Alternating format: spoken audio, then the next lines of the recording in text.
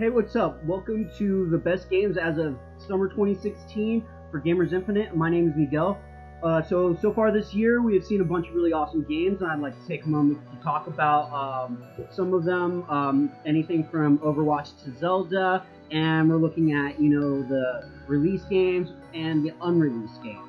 Let's start with my favorite game, Zelda. In the previous review, I talked about it and pretty much gave it a good review, and now let's talk a little bit more about what you can do in that game. You're able to cook, you could do like stealth kills, you have like a Sheikah slate that allows you to perform like superpowers where you can like create blocks of ice and traverse across a lake or something, and there's physics puzzles now, and so there's a lot of cool, interesting elements they added there. Art style wise, it's very stylized, and it's similar to some of the newer games that are coming out using the stylized art. But I think Zelda does it in a really cool manner and uses their color palette really well, and it just feels right at home. And the open world aspect, after Link waking up for 100 years, roaming around a Hyrule, and I hear there's villages. So yeah, definitely a game to look out for.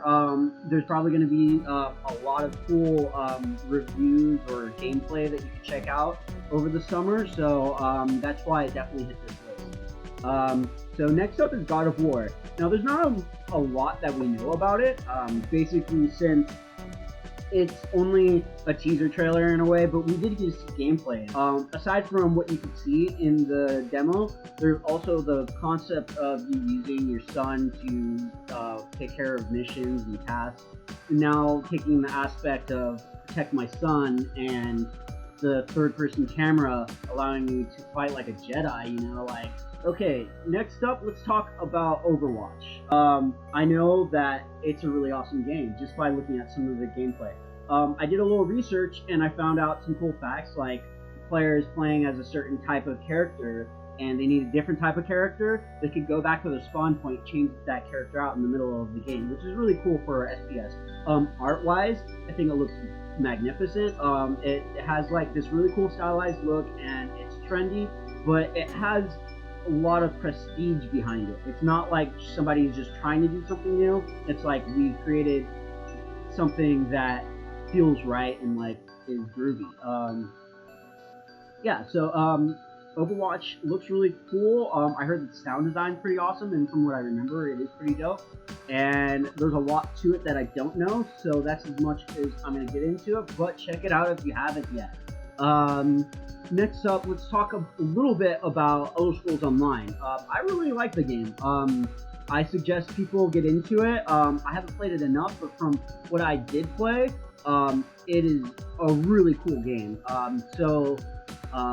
It's one of those games that I think justifies it being online. A lot of people were talking about it being like a rip-off MMO. I don't think it is. I think it's definitely a standalone MMORPG that brings in the right audience, but creates like a new audience for not only MMORPGs, but the Elder Scrolls RPG, and it just diversifies the gamers,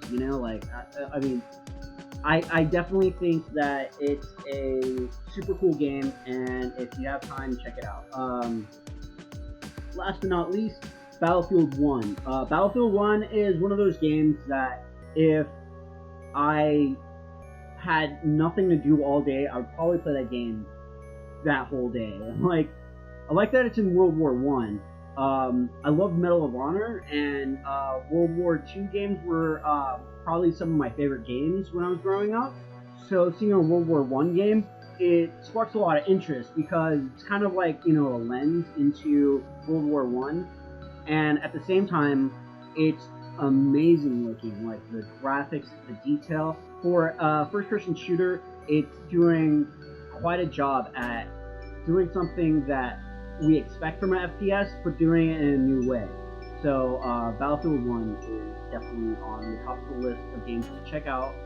There's probably lots of gameplay that you can find. I'm going to do some more research while you guys kick back on this 4th of July, and I'll talk to you guys later.